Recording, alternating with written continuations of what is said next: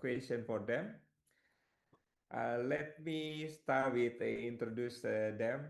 I think it's better for them to introduce themselves because uh, I think this is a good time for them to introduce to the CCA APEC community. Uh, Normally, ladies first, yeah. So how, Emily, you want to start first? Sure, sure. Okay, Good go ahead. evening, everybody. Happy Friday. My name is Emily. I'm the head of airline customer management for Malaysia Aviation Group, the airline business in particular. So everything contact center comes under my remit. Contact center covers social media, covers voice contact centers, covers chatbot, covers general complaints handling and I am the custodian. My team and I are the custodians of the customer engagement map for Malaysia Aviation Group across all the airlines in the group. Okay, thank you, Emily. Thank How the airline right now? Because there is some uh, problem you. for the Well, I think traveling. it's a global problem, but airlines in particular are more impacted because of fuel prices. And when airlines are impacted, people's travel plans are affected. But we Yeah, are holding strong. This is only a temporary setback, and I yeah, believe this setback is what will launch us into a greater future. Greater customer experience for our customers. But it's a minor setback, and we are holding the fort. I see. Hopefully, not a lot cancellation ticket. Yeah, yeah. Uh, we're, Hopefully, we're trying yeah. not to. We're trying Not to to, yeah. retain schedule integrity.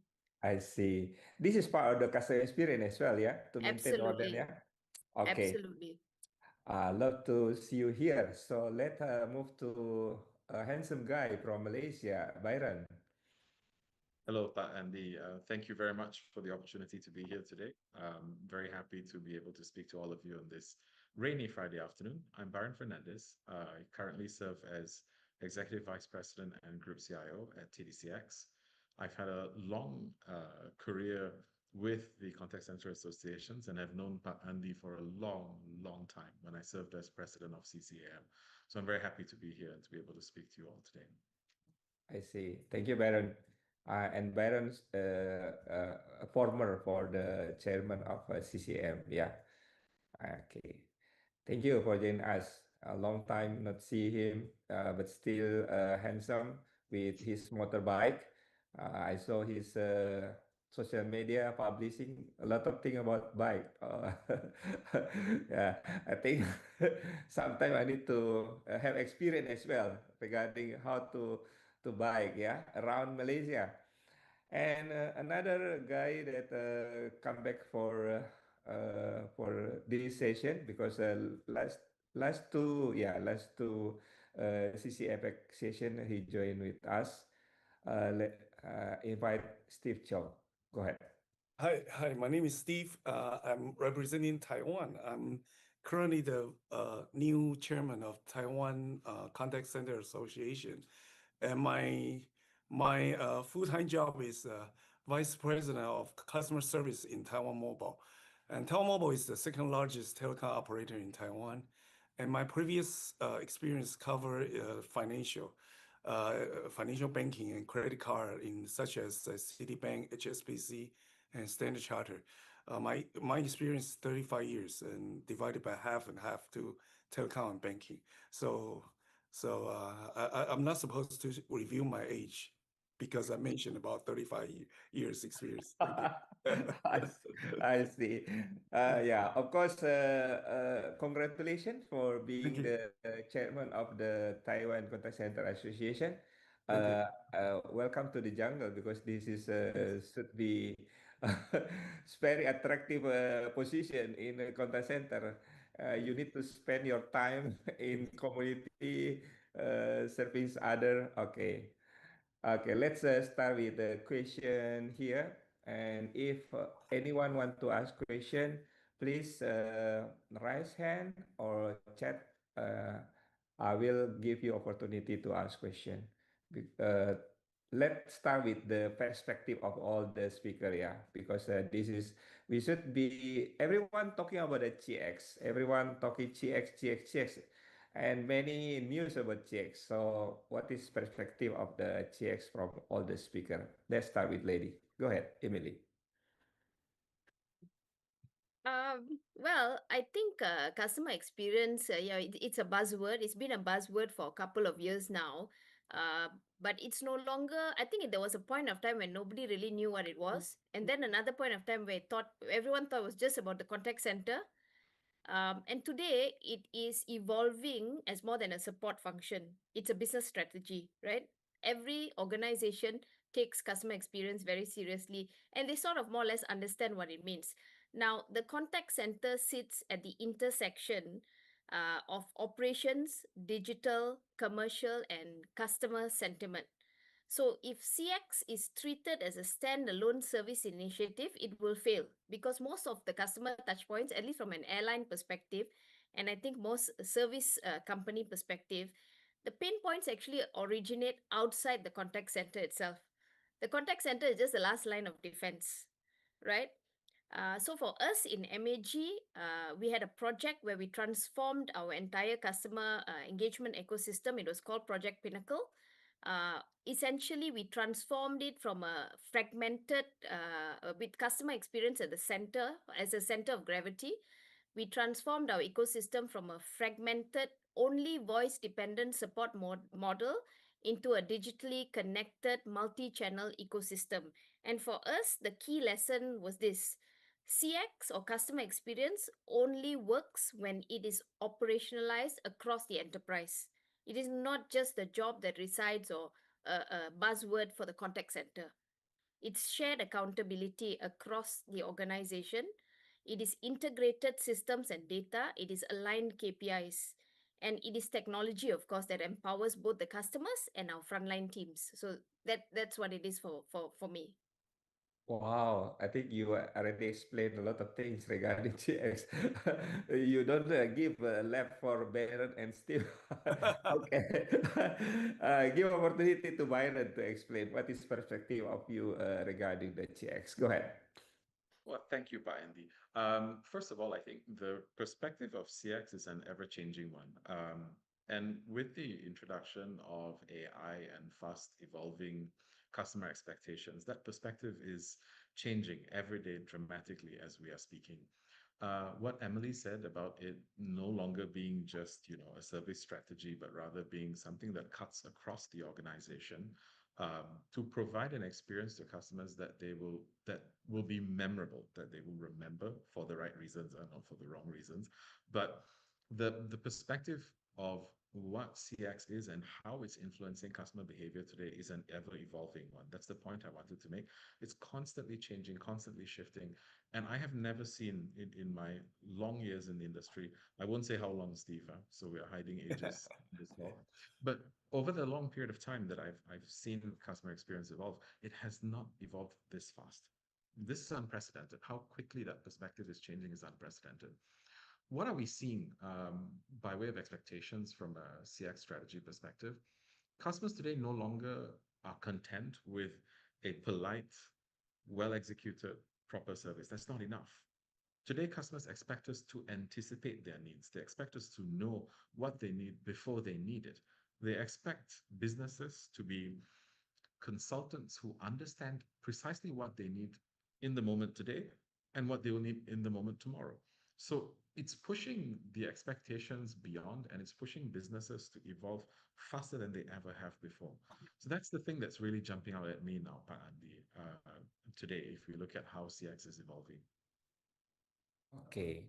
It's being proactive to the customer. Yeah. Learn what they experience. I think this is a good point to anticipate what is the requirement, problems, and so on. Steve, you have very long experience regarding this. Go ahead. Yeah, thanks, Emily and Byron, because they make my supplement much easier now.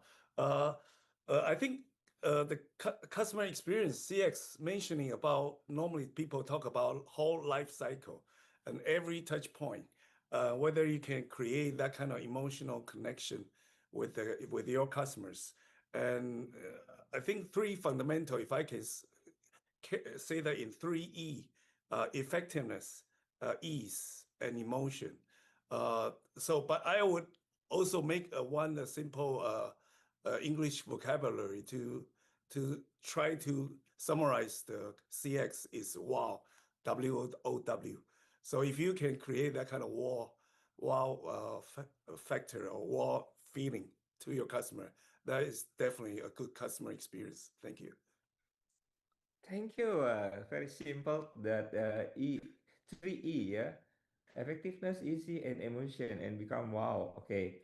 Emily, you mentioned about the transformation. Of course, yeah. This is become a cross-functional. Of course, this is a challenge for checks. Yeah. So, what is actually a challenge on doing this? I think changing the culture is the biggest challenge for us in an organization as large as MAG and even bigger organization.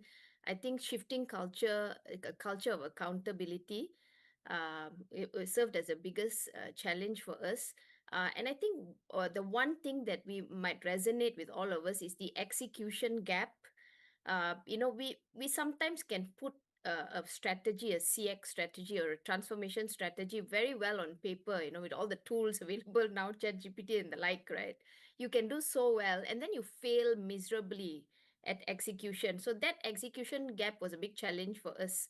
Like all companies, we promise a seamless customer experience externally, while operating in a very fragmented ecosystem internally, both humans and systems. As you know, an airline, we have multi-system, right? It's not just the CRM; it's the flight dispatch system. It's a host of other systems. It's an engineering system and all that. So that execution gap was a big challenge for us. And we knew early on that technology alone would not solve our problem, because if you digitize a broken process, you simply move inefficiency into another channel. So we had to start with the culture. We had to unify our systems. And then we had to sort of use technology as an enabler, not promise people the age of technology that will give them all these tools, but still sit on in a very fragmented ecosystem, headspace, as well as a process flow perspective. So I think one of the biggest lessons from Project Pinnacle, we went in all guns blazing, wanting to bring technology and multi-systems and things like that. But we understood that transformation was not just deploying technology. It was about redesigning workflows, ownership, governance, and frontline enablement. The biggest thing was a culture change, a cultural shift in the organization. I see. So culture is about people, yeah. Yes, So it's definitely people, about people. At the yeah, end of the people. day, put as many tools as you want. If your people are not the strongest, especially in service industries, your people will always be the last line of defense, and they need to be able to be very strong to deliver their best to customers. Okay, thank you. Thank Uh, you. I, yeah, because Byron is a CEO for technology, so let's give a perspective about the technology because you already mentioned about people. So, what is your comment regarding that, Byron? Well, my comment, Andy, is that the technology landscape is one that's very confusing and very difficult to navigate. As Emily talks about being an airline, I do have a number of airline clients, and I've looked at airline systems, and I know how incredibly complex they are. The bookings platform is separate from the CRM platform, is separate from escalation platforms, is separate from there are five or six that a frontline agent needs to be able to use effectively in order to serve one simple request from a customer. It is complex, it is challenging.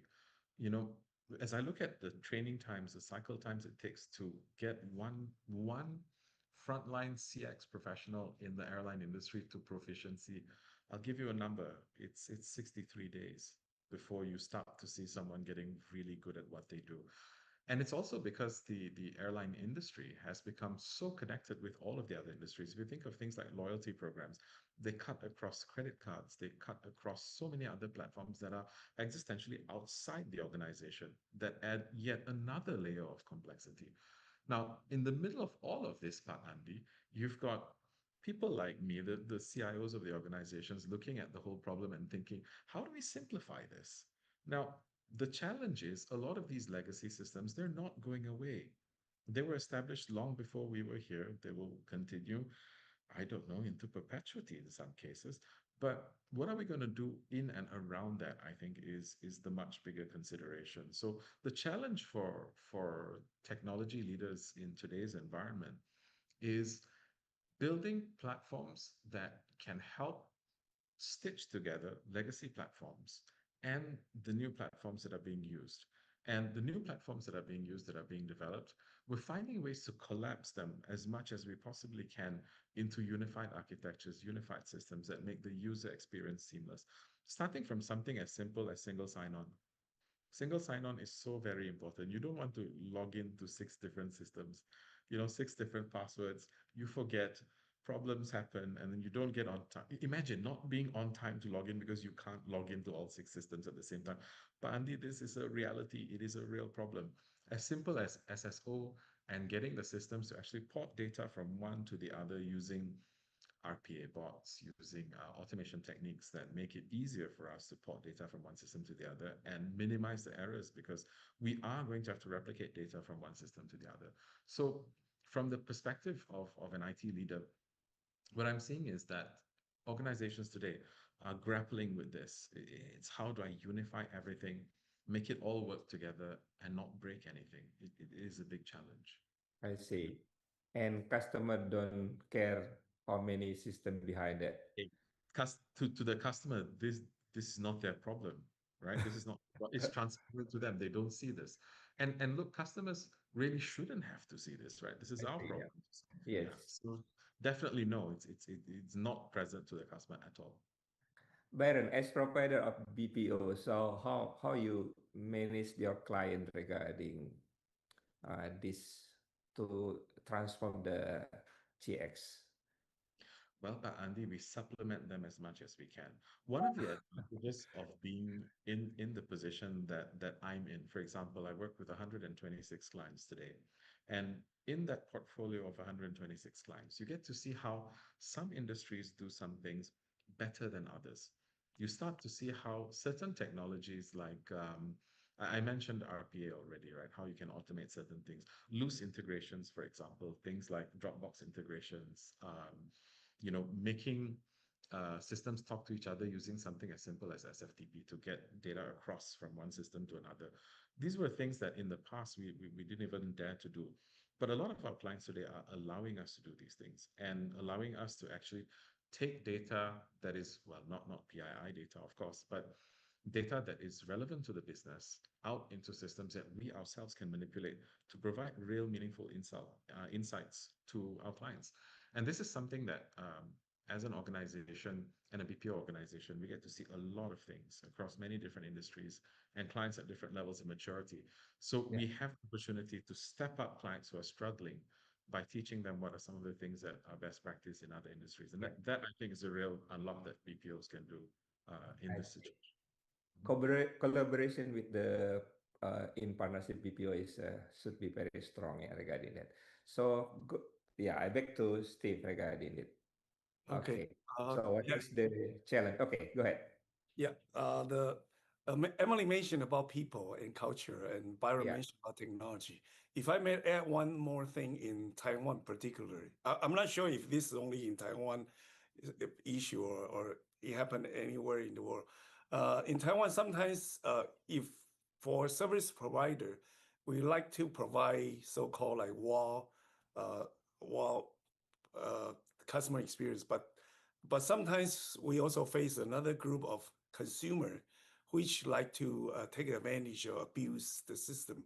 So that sometimes makes service provider hesitate to provide a top-notch or wow kind of CX. For example, I can take one example in Taiwan particularly. Costco. That everybody know Costco is famous for returning the goods. They basically no question asked. They just take whatever goods that you don't no longer need it. And so in US they have like one consumer can return a couch sit for like 13 years and then they return to uh, Costco and Costco receive it and take it back. And in Taiwan we also found out in Taiwan Costco consumer could eat a whole watermelon and return with watermelon skin and say no, watermelon is no good. But I think I give high praise to Costco because they would like to consider the greater good for most people. So they still can stand out among, I think I can imagine in their company, maybe some people say, hey, our returning policy is too loose. And they say that's for greater goods. And because most people are kind people and they don't intend to take advantage of us. So I think that I admire that kind of culture of Costco. Thank you. I see. This different culture, yeah, in Taiwan. So let's move on. If anyone have question, just raise a hand, and I give you opportunity to talk to these two experts. Yeah. Let's move on to the how to measure, because sometimes this is the become problem for some people. How to measure the CX? Yeah. So I think let's discuss about this.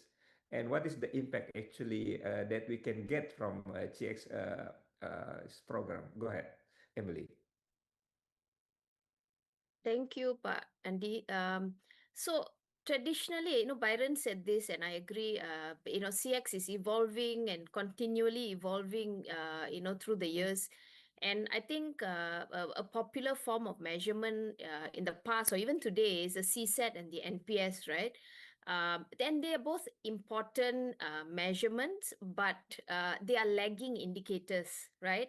They tell you how the customer feels after the experience, by which time you could have lost that customer completely, right? So I feel personally at MAG, what we feel is the stronger indicators are the ones that track real-time sentiment, like first contact resolution. That's really important to me from a contact center perspective, right? Customer effort score, right?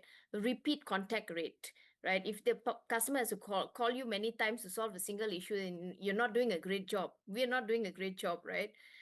Digital containment. This is something that is very new for us.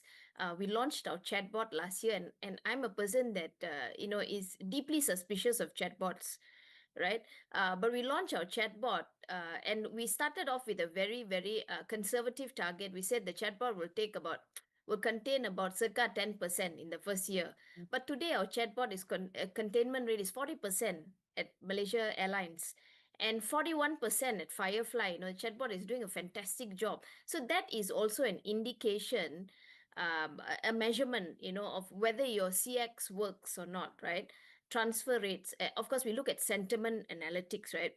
So at MAG, what we did was we linked customer experience directly to operational performance, during the project when we mapped out what would work, what our measurement criteria is. And we discovered by improving self-service, because what we did was in the past, as I said, we were fragmented, single dependency on 99% dependency on a voice call channel. But we improved self-service capability. We built in AI support. We had a single mothership CRM that hosts all interaction and has all information. We had channel integration. We reduced dependency on only voice. In fact, today the voice contact center is only handling up to 60% of interactions, just under 60%. And we improved accessibility and resolution by switching it to a multi-system by a multi-channel ecosystem.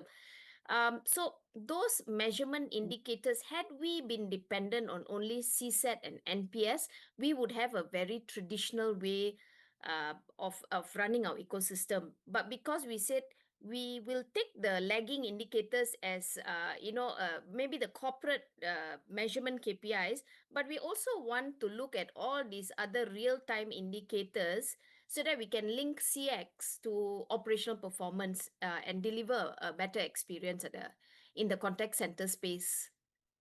I see. Thank you, Emily. You mentioned about voice is 16 or 60%. 60. Oh, 60%. Yeah. Just Okay. under 60%. Our Yeah. voice contact center. The rest of the volume is distributed across our other non-voice channels, as well as the chatbot is taking up quite a bit as 50%. well. And how do you take the customer? You push customer to move to the, I mean, non-voice channel. Is it because the customer in Malaysia changes the behavior of asking request or something like that? We do a customer profile. I'll give you an example. Before we started out on the transformation, the customer engagement map transformation, Hmm? our airline Firefly, which is our hybrid, it's not a low-cost airline, but it's a hybrid airline, meaning Mhm. to say it's point-to-point service, Yeah, simplified. It's not like Malaysia Airlines. Malaysia Airlines is a full-service carrier. So yeah. for Firefly, when we looked at the model, Firefly had a voice contact center. The Mm. abandon rate, I'm going to be completely transparent and honest and vulnerable here. The abandon rate was 45%. Nobody could get through to that contact center. It was terrible. It was in-house. I had 15 people sitting in a room answering calls at their will, right? So that move, we said Firefly is a digitally enabled airline. We call our Firefly the digital airline. So everything is done online. So why should I have a voice contact center? So we just made a conscious decision to pull the plug and said, no, we are moving to live chat. It was a cowboy move, if that's what you want to call it. And I remember at that point of time, our CEO told me, he said, you have to be ready to admit defeat and fall back up to a voice call center if this doesn't work. So I said, okay, yeah, we'll do it. So in January 2024, we shut down the voice contact center on Firefly side and we went fully digital with live chat. From a CSAT of 63% today, live chat is the highest performing touch point in Firefly at 93%, fully digital, fully based on live chat. So Mavis, our chatbot, handles 40% of the interactions and all the simple inquiries. When it gets too tough for her, she hands over to our live chat, and they're doing fantastic. So it was really about taking a chance. Sometimes you may not have all the information available to make a decision. Sometimes you got to go with your gut feeling. I know that's not a great piece of advice, but after 25 years in the airline, sometimes I go by my gut feel. So, and lucky it worked. But of course we did profiling of customers and what are the customer profiles at Firefly, you know. Is it the younger generation, people who want simplicity? We did that, but the truth is it wasn't enough. We had Okay. to go by a gut feel. I see. I think I go to Steve first because he is in telecommunication industry. So changes what Emily said about the what is moving from voice based to chat based. I think so. What do you think in Taiwan right now? Changes of the behavior of the customer to having a live chat instead of voice. Okay, yeah. I think we have we have undergoing this kind of change I for see. 15 years so far. So it's not a very overnight thing. It's a long journey.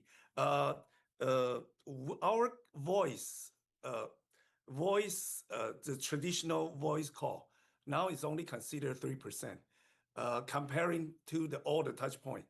For example, all the self-service uh, live chat you just mentioned, and apps and website, and also our latest AI. But so that just squeezed down the traditional call to 3% only, and that give us some more opportunity to transform our team to do more retention based kind of sales skill. So, but that takes a long time. For example, we have to when we decide to go on self service, I think we also try to promote that as this is a channel that you don't need to queue and you don't need to call us, and it's good for is the benefit for you. It's not for us only to save costs. And for example, customer can use apps anytime, anywhere, without calling. And also, Emily just mentioned a lot of younger generation now. They are not the kind of conversational people. Yeah, they are born in the era of texting, so they don't like to talk. And then, for example, even now we hire our service rep. Service rep, sometimes we found out they are less younger generation folks. They know how to talk over the phone. Sometimes they say they seldom talk over the phone. Yeah, they got that kind of anxiety over the phone. So I think for changing from voice to non-voice channel, it just create a benefit for both sides. Thank you. I see. And how to measure the GX and impact in your Taiwan? Yes. Oh, that's good question. For example, recently we have this AI launch. We have to be very careful about the AI, the customer's acceptance to AI. I heard one very funny statement saying 90% of the company, or 90% of company executive want AI to be launched in this business, but 70% of customers say I don't want AI. so so if AI is something we have to go, so we have to balance on the company side and on the consumer side. Um, so for us, for example, even our chatbot, we will put every answer satisfied or not satisfied. So we have to look at the customer, feel that the the, the answer chatbot provide, whether it's useful or not useful, and we have to go back to those statistics. And for example, like uh, when we use the voice AI for customer to talk directly to the chat to the bot, we also put whether you want to use it or not. So we don't enforce customer to use. And I take that kind of confirmation of question once, and there are one or two customer, they write to us with swearing words, say, "I hate this." So I told my team, I say, "Okay, put it back, let them let them decide whether they want to use AI or not." Yeah, thank you. Yeah. Uh, okay, nice story, yeah, regarding that. Put it back, put it back. Oh. Yeah. Even though it's one or two customer. Okay, okay, Byron. Yeah, how about in Malaysia? Well, good question, Andy. And first of all, I want to refute something Emily said. She said that only young people fly Firefly. This is not true. I'm past 50 and I fly Firefly. I love Firefly. You've It's just revealed your age. I was talking about you when I said young people. ah, past half a You look century young. You look young. isn't young anymore. But I do love Firefly, and to be very frank, part of the reason why I love Firefly is because it is very digital, and also it has a reach that a lot of other airlines don't. So I like your description of it being a hybrid airline. But I'm going to come back to where the discussion was just now, which is what do we do in terms of measuring whether customers are happy with our AI channels. Now, um, early on, Emily talked a little bit about CSAT, NPS, and how those are lagging indicators. And while lagging indicators can tell us how we're doing over a longer period of time, it's true that they don't tell us how we're doing in the moment. So what I wanted to focus on is what are some of the AI specific operational metrics that we're looking at. So things like containment rates are something that we're very particular about. So this looks at how many of the interactions can be fully resolved by the bot without escalating to a human agent. Conversely, you would look at things like escalation rates and escalation reason tracking, which is very, very important because when you find out why escalations are happening from bot to human, it gives you a very good sense of where you need to either adapt policy or adapt what the bot knows or some of the things that it can do in terms of the connections that it has to some of the latent systems behind it. We look at things like task completion rates, fallback no match rates. And remember when AHT was a bad word and all of us were saying, don't focus on AHT, right? Don't focus on AHT, focus only on after call work and hold. But today, AHT has become important again because today's customer wants everything done now, chop chop. Faster is better.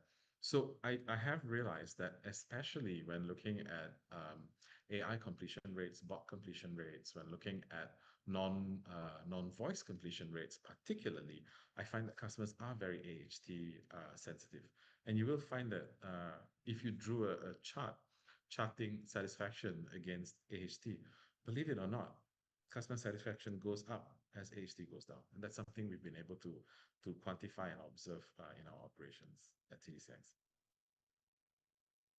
Thank you. So you mentioned about EHT become important now because the customer want to be fast, Yes. faster. I have question here from Yana. Yeah, they asking about the can CX be implemented for customer event short term. Yeah, I mean that this is short term activity. Actually, this is activities. Yeah, it's not a CX strategy. Yeah. Oh, good. Anyone want to answer the question?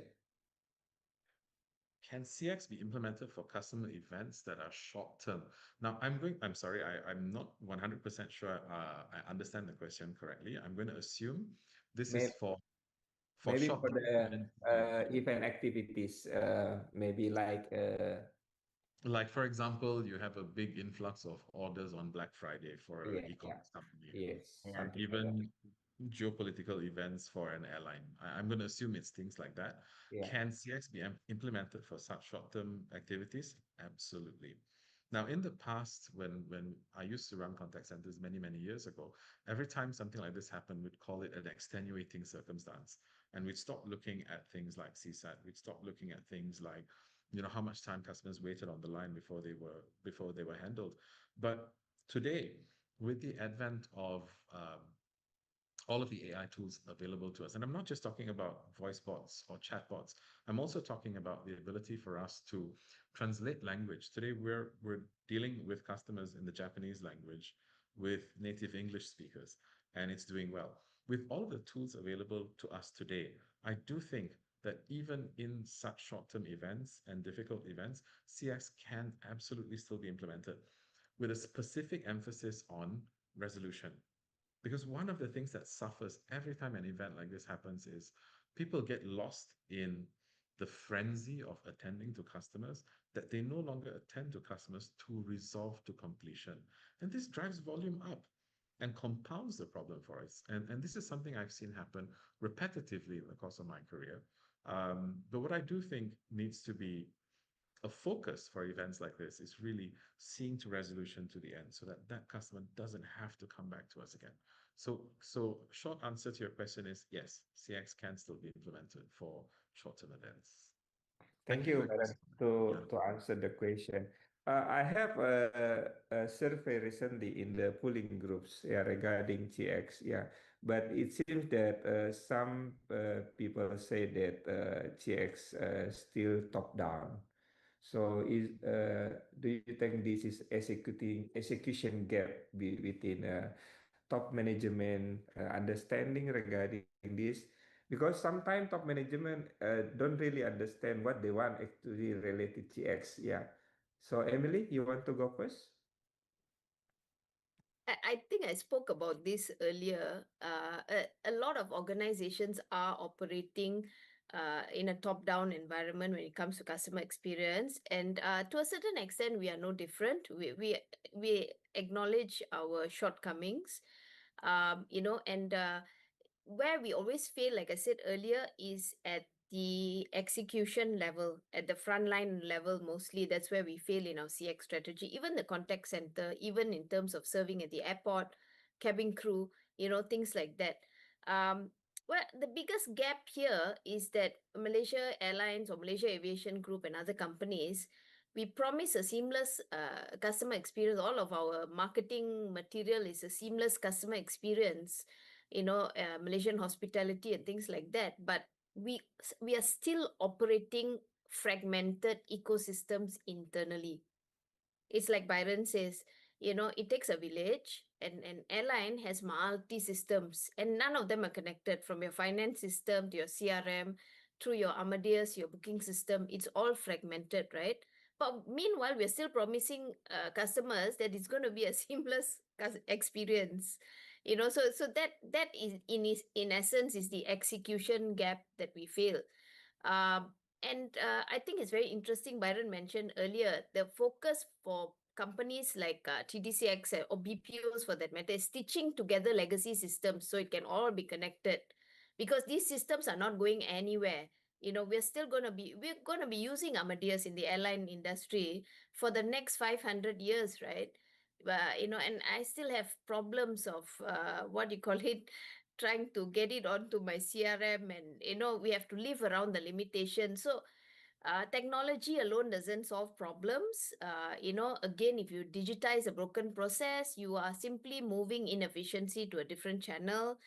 uh, you know, uh, and I think, while CX is very much top down, uh, at the front line, you practice CX every day. In fact, the front line people are doing CX more than the top level. That's why the top level doesn't understand what CX actually means, right? They're doing it every day on an operational level. They just don't use sexy words like strategy, what's the strategy, and, things like that. But I think the execution gap can be solved through, like I said earlier, a cultural shift, accountability, ownership, consistency. Because back to the question earlier, right, can CX be implemented in the short term? Of course it can, right? I It see. can be done for events, Yeah. when it's just, it comes in different shapes and sizes, different priorities. For example, a situation of a force majeure, like Byron said, if it's a one-off emergency, we do this all the time, a disruption, right? Our CX priorities are very different. Mm. It is no Yeah. longer about CSAT and NPS. It is about solving the problem and getting the passenger off our back quickly, Yeah.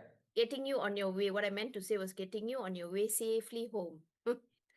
So yeah, Yeah. you know, Yeah. it's the execution gap is really at the bottom of the food chain, if you ask I me. see.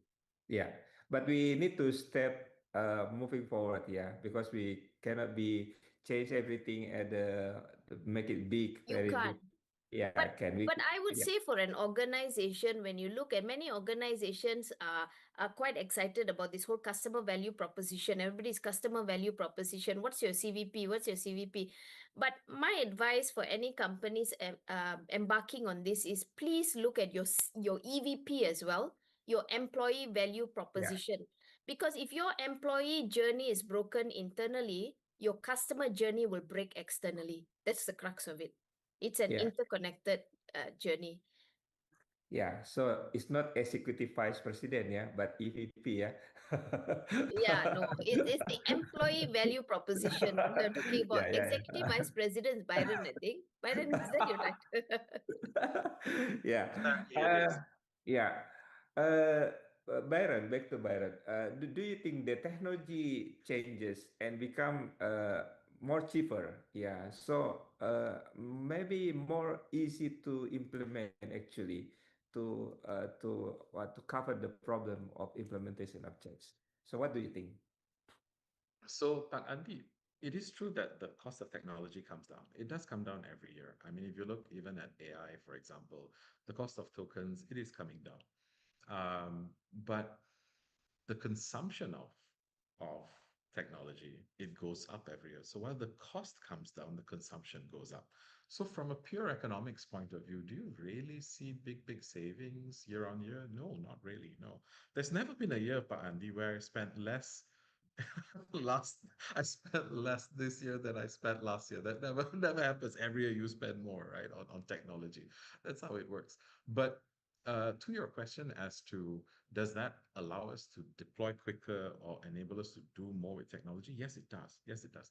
Um, the challenge that still exists that we all have to solve for is the one that Emily alluded to earlier about legacy systems that are not going anywhere, right? And these systems, they're going to continue into perpetuity. The question is, what can we do so that we leverage connections from these systems into other systems better, and we make life easier for the users. Where many years ago, for example, by Andy, you would see people having to copy information out from one system in real time when they're talking to a customer, move it to another system. And then, sometimes you copy and you paste and you make errors while you're copy and pasting. And these things compound. But today we have bots that allow that to be done automatically. So the poor agent doesn't have to go and do this by himself. There's a machine doing it for him. It's always accurate. He doesn't have to worry about it. And it can be like a one click and the whole thing just pops over from one to the other. So it's about us using the tools available to us today to make life easier for our people. And I think that's where the focus has been and will continue to be. I see. Do you find any other challenge beside that one? The other challenge is getting CFO to approve. That's a big challenge. It's always a challenge, Andy. The challenge to get approval from this Yeah. is executive vice president, yeah. Okay, go ahead, Steve. What is the challenge? Yeah, The pain challenge, point. like I said, the Executive. technology always has pros and cons. Technology can better detect where the to better detect where the or better assist the call center to better serve the customer because more information, better system. But like I said, sometimes the technology can mislead the CX to make customer feel like, okay, you guys only want to save money, so we have to use a lot of like self-service or like talking to the bot or using chatbot. For example, in our industry, our product are very complicated, and sometimes using text is not very easy for customer to understand. Even though sometimes customer cannot can doesn't know how to ask a good question for our agent to understand. So it's always a very delicate situation about how a company use a system, but in the meantime to maintain a good CX. So that I think, for example, when we launch our AI, that initially I told our team like not to push the timeline too fast, and we kind of doing like for example, in our customer base, initially we're doing 5% and convert to use the AI, and 5% by 5%, and even it takes longer time, but because we take it slow, so we have better understanding about how customer react to our system, and when the things go wrong, we can temporarily kind of halt or stop our project and make a turn, things like that. For example, and also we don't intend to be the first one to launch AI in the market. We have another competitor. They are the first one and a couple of years ahead of us. But then I think initially they struggle for a lot of customer resistance, and customer even write to our regulator to say ask them stop asking us to use AI, things like that, and that sometimes offend some VIP of the country. So at that time, our regulators say, hey, you guys should be very careful about using AI, things like that. I see. Is it good to be always number two? I think so. It's Okay. more like being a smart observer first. Yeah. I see. So don't need to be number one for everything, yeah. So that's good point, yeah. Good to be number two. Okay, Steve, I want to check with you because some CX initiative is want to take over all the things, yeah, all functions, something like that. What do you think about this? You mean the system to take everything? I mean that they said that CX want to to take over marketing, sales activity, and so on. Yeah, Uh, everything. well, I think CX is really a fine balance because Yeah, sometimes we know how to treat our customer right, but then of course some other department may have their position like for example, but I think it takes a lot of communication. For example, yeah, like sometimes the marketing say, "Hey, that will affect our profit or revenue yeah, because if you're doing that too drastically." So but for customer service people, for customer service executive, really need to discuss with our related party and see the best approach and best balance. Uh, but luckily, I think because your previous question is about whether it's only a top down. yeah. I think sometimes top down will also help, but it depends on because CX normally takes a lot of effort to coordinate the entire company.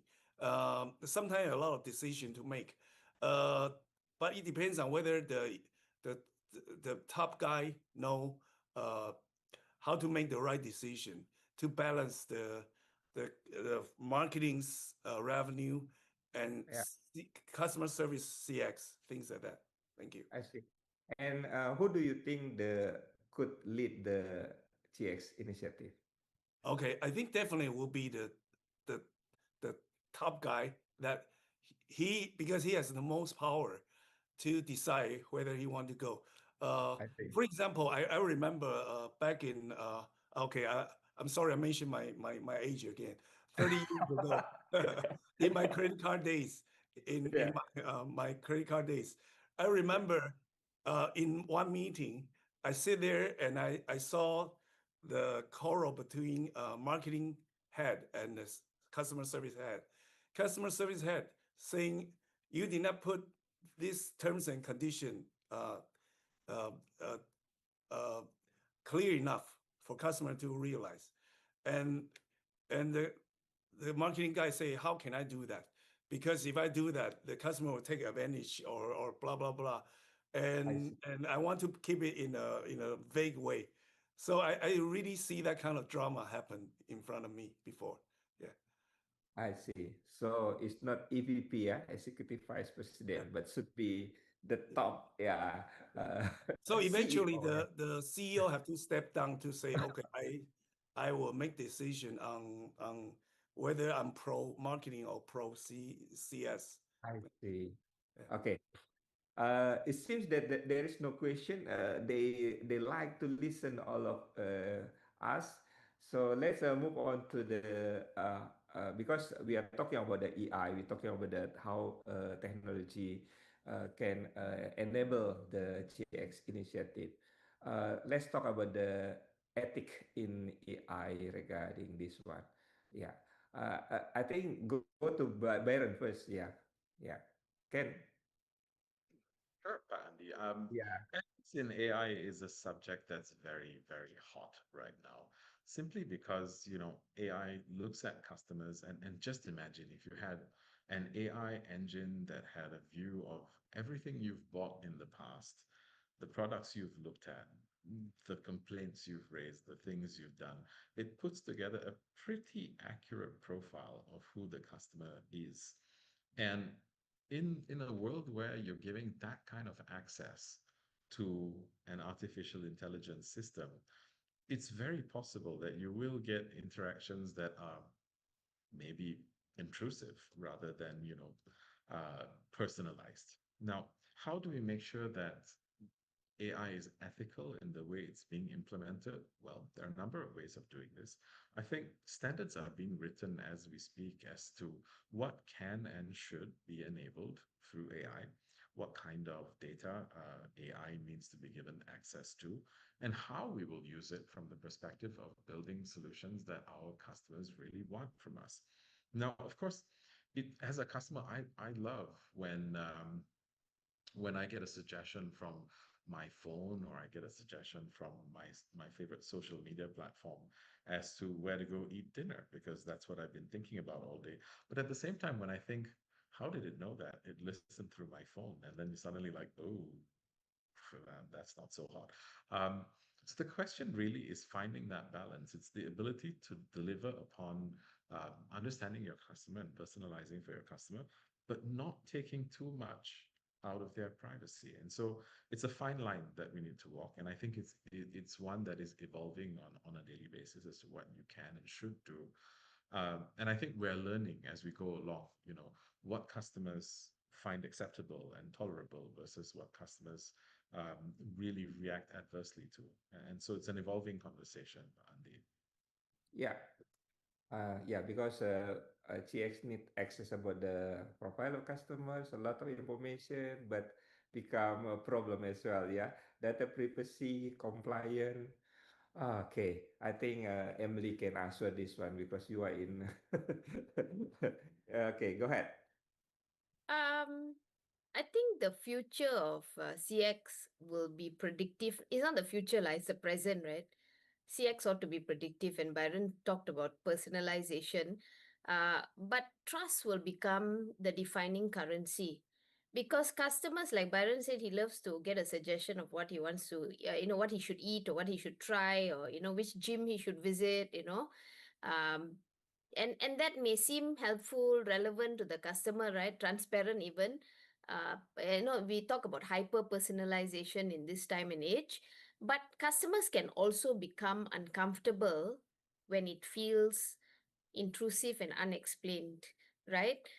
Because even I've had that experience on social media, right? You stalk something or someone, and then later they're giving you all these suggestions relevant to that, and you're like, what's going on?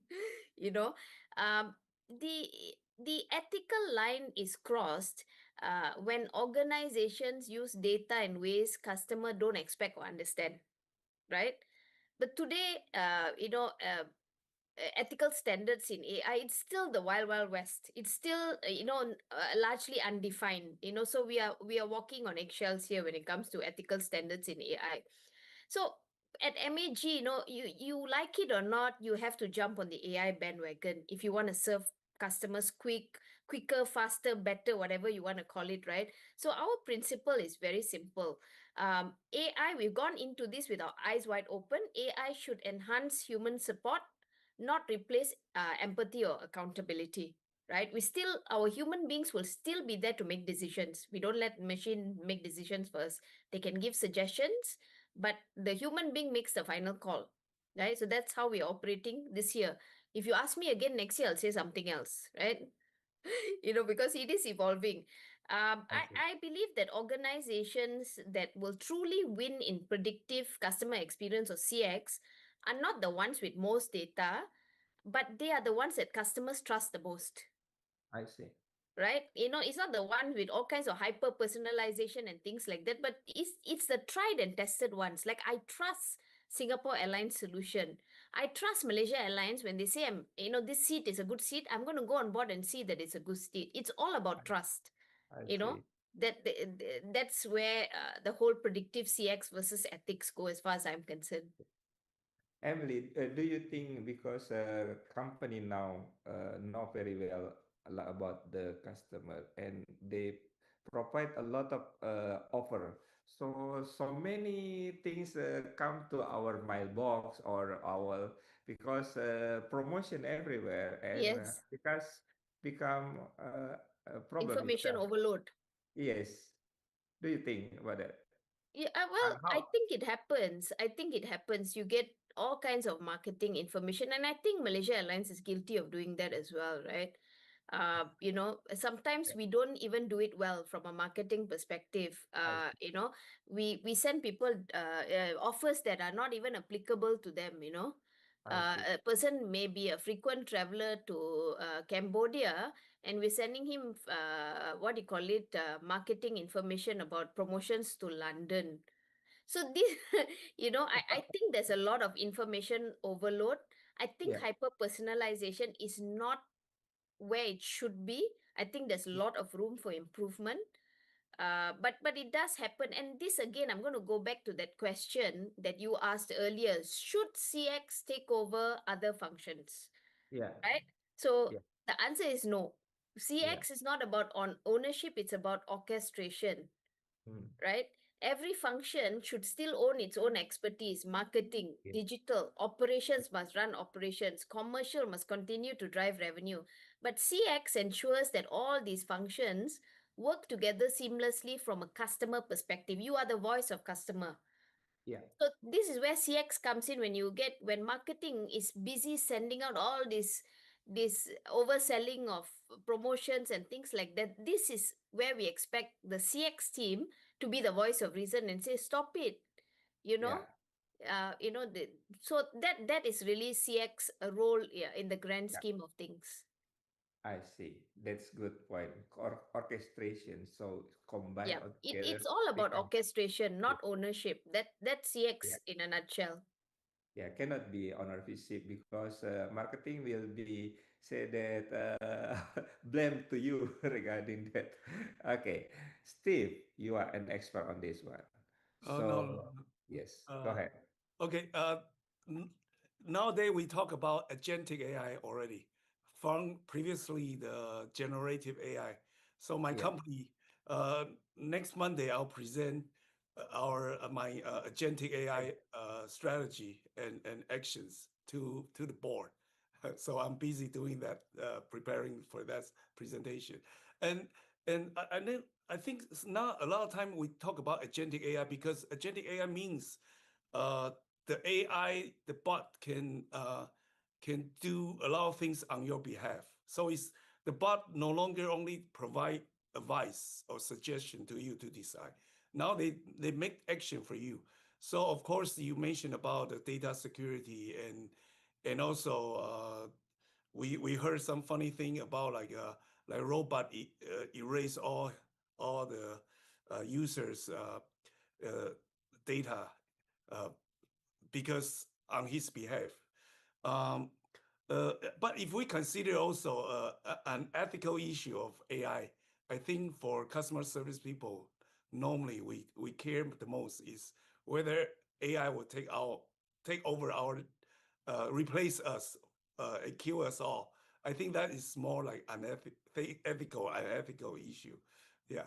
I think that's every customer service people are worried about.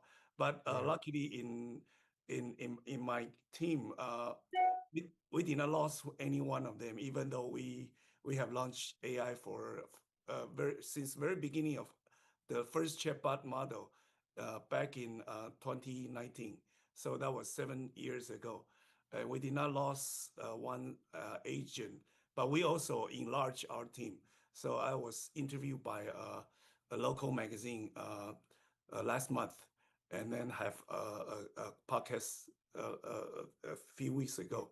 I think because we try to transform our agent to a different skill set and different roles that they do on customer service. Thank you. Yeah. I think so. Yeah, some company reduce the number of employee because of this, but also some people recruit more people to more attractive serving the customer. It seems that we already have 1 hour, more than 1 hour to discuss regarding this, but let's talk about because we want to invite people to join our CC APEC Award.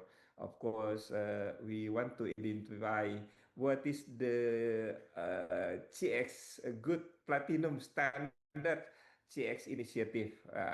Maybe Byron can start on this one. Well, thank you, Pa Andy, for the opportunity to answer this one.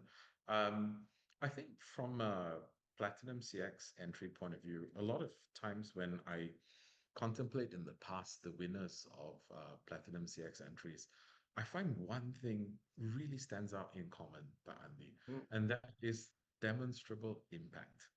A lot of times people in when they're nominating a CX entry for a platinum award, they put in an entry with many different initiatives that have been conducted, or they highlight something because there's a technological spin Mm. to it in terms of AI and it looks very cutting edge. But really, the winners, the ones that I see winning year in, year out, are the ones that can actually demonstrate the impact of what they did. Now, Mm. by this, I mean something like, it doesn't have to be the fanciest you know, Technology. AI agentic bot that's in place answering so many different call types. No. But you make, for example, a global policy change that takes away, you know, 30% of your call volume or your interaction volume or propensity to call, whichever you want to call it.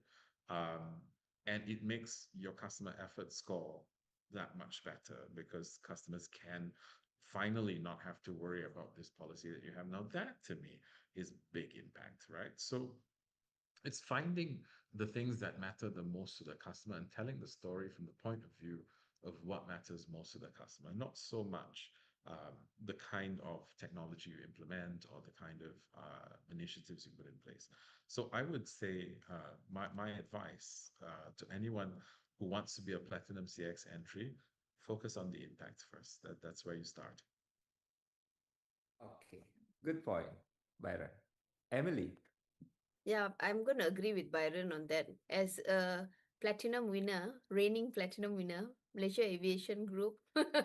Yeah, it's about sustained business impact. We were able to show that. We were able to showcase the impact, measurable operational improvement, enterprise-wide transformation, sustained results over time because we showcased a year of results over a year, and we also showcased that proof that culture shifted. It wasn't just a technology evolution, it was a culture shift, right? So for us, the credibility came from transforming a fragmented support model into a fully MAG-owned, AI-enabled, multi-channel ecosystem with sustained CSI results of over 90%. And of course, the awards helped us, but we were to get to that part. We needed to show sustained results. Okay. So that is also my advice, very much aligned to what Byron said. I think but if you're talking about it from a non-awards perspective, if you ask me, the best customer experience transformations are really the ones when the customers just stop noticing that you're transforming because Yeah. everything just works so well, so they Okay. don't even notice. Yeah. That is truly the winner. When we all stop obsessing over winning awards and what do you call it, getting compliments and things like that, and customers just as an organization, you are known as a credible organization that will take you from point A to point B or deliver whatever goods and services that you have purchased without a hassle. That's when you win from a CX perspective. I see. And become natural for the changes. Yeah. It comes naturally. Yeah. Yeah. Okay. Steve. Okay, I think I just supplement to Emily and Byron because they have mentioned very detailed. Wow. I would say give us a compelling story and make us wow. Give us some background. For example, could be on a period of time that your team doesn't have a good CX, and then what kind of effort you have made. For example, Emily mentioned about culture change thing. You change the whole entire team, and then you turn it over and make the previously a bad CX to a wow CX, and also what is the this new CX bring to you guys? For example, like a good, you can connect with the business contribution. If that works, then you can apply to two category, uh, uh, Contribution. customer experience and business contribution. Contribution. Because a good CX is not only for the sake of good CX. It could be bring you the very practical thing, which is good revenue, and make you a top leader of the market. And I think we were looking for this kind of a good story that kind of like from an underdog to a superstar kind of things, Okay. kind of story. Thank you. Yeah. Thank you, Steve. Hi everyone. If you have question, this is the time for you to ask question for them. If not, I will give opportunity to them to give a tips before ending this leader talk, very attractive leader talk. Yeah, even though this is very short, but I note a lot of things here, and I can imagine, yeah, it's a lot of information within 1.5 hours. Okay, if then there is no question, so let's give a opportunity to what is the tips for you for implementing CX, especially in contact center, or not only in contact center but also the wider organization. Who want to go first? Steve, maybe. Yeah. Okay, thank you. I always mention about like, well, there are two kind of different role that you can play. One is ordinary. You're nothing special from a crowd of people or a crowd of entity, but you can also be extraordinary. Just put on extra, so you become extraordinary. Uh, it's the same thing. Your team, not only on you for yourself, but also for your team. How do you want to make yourself outstanding and stand out from the crowd? So, for example, like you are brave enough to make some actions to bring your customer wow feeling. I think that is something I always try to work on myself. Thank you. Yeah. I see. Okay, this tips outstanding. It's difficult to to achieve outstanding. Okay. Thank you, Steve. Anyway, Byron, you want to? So, what is the tips for you to implement in the contact center and wider organization? Go ahead.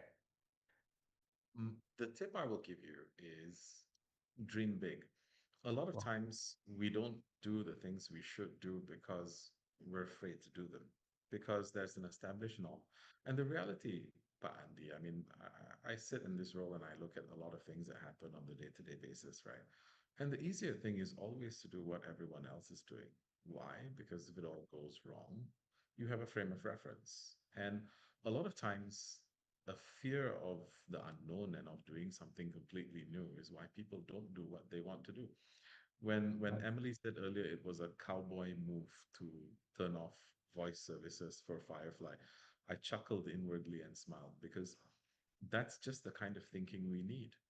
Because if Mm. nobody takes the leap of faith to do what we think the customers are going to love or going to like, we'll never evolve. We'll just all stay paced where we are today, doing the same thing day in, day out.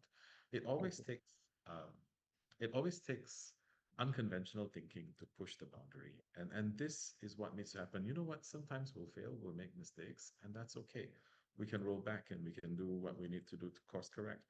But not making mistakes is, I think, the biggest reason why a lot of times you see people in our industry stagnate. It's because they simply are afraid of doing what perhaps breaks the norm and does things differently. So my advice is dream big and go break things. Yeah. It seems there's challenge to Steve. You mentioned about challenge to Steve because Steve always want to be number two. That's Number two has its strategically number advantage. two. Fair enough. Strategical number two. Yeah, you face something challenge to Steve. Yeah. Okay, thank you anyway. This is just a joke. Okay, Emily. Okay, I'm going to make this very quick. CX, these are Okay. my tips. CX is not a department, it's everybody's job. The customer I does not care about your org chart. Remember that. If your agents need five systems and three layers of approval to help customers, the problem is not the agent, right? yeah. Food for thought. Digitizing a broken process just creates a faster bad experience. Okay. The contact center is ultimately a dumping ground. It's where everybody's unresolved business problem eventually lands. And customers remember effort more than apology. So make things easy the first time. First contact resolution, right? Remember that. We talked a lot about AI. AI should remove friction, not remove humanity. We still need our people to deliver their best on the front line, whether you're a call center employee or any part of the frontline ecosystem, right? Happy, and I said this earlier, happy employees create happy customers. Frustrated employees create escalating queues. So make your employees happy as well. right? And a great customer experience, I believe, and I'm sure Byron and Steve will agree with me, a great CX is invisible, right? Customers should not have to fight your process to admire your service. Something should not have to go wrong for people to say, oh my God, you canceled my flight. And I spoke to such a nice agent, who's so wonderful. You know what I mean? It has to be invisible, it has to be seamless. So those are my tips if you picked it up. Okay, thank you, Emily. Very good point. Yeah, down to earth. Yeah, organization chart. Yeah, and digitalization and a lot of things. Yeah, we already discussed a lot of things regarding CX, AI, about ethics, transformation, changes, culture, and so on. Hopefully, everything happy with all discussion, and we still have CCFA Clearance talk to continue next month. Hopefully, stay with us for next month event. We talking about I think business contribution of technology innovation. I think yeah, technology innovation. If not business contribution next month. Thank you, Byron, to join with us. Yeah, invite me if you want to buy. I surely will, Andy. Thank you Yeah, very much for when the I come to Malaysia, I think we can go around. Yeah, Steve Chou, maybe sometime when you retire and go anywhere, come to Jakarta. I think you already learned some bahasa Indonesia. Yes, yes, yes. Terima kasih. Terima kasih. Okay, thank you very much. Uh, okay, I need to learn also Chinese language. Yeah, Emily, thank Oh, you. Yeah, yeah. happy with your. It's a lot of input from you regarding this because you are very practical regarding the implementation in what is uh, your organization. Thank you very much for all the speakers. But stay here to take photo together, yeah, because we still want to have a photo with all participants. Welcome to all participants to what is activate your camera so we can take photo together. Thank you very much to join with CCFX Leader Talk and see you next month. Take photo. Okay. Oh, this is across from Malaysia, Indonesia. Thank you. Yeah. Okay, thank you. Taiwan as well. Yeah, this is your Peggy from Taiwan. Yeah. Okay, take photo. One, two, three, and done. Thank you. See you next. Thank you. See you. Thank you, Thank everyone. you. Have a nice Bye-bye. evening. Thank you, Bye. Byron All and the Emily. Thank you, Pak best. Andy. Thank you Thank you. very much. Thank you. Thank you. Yeah, Thank thank you, you. Pandi. Thank you, Take everyone. care. Thank Nice to you. meet you all.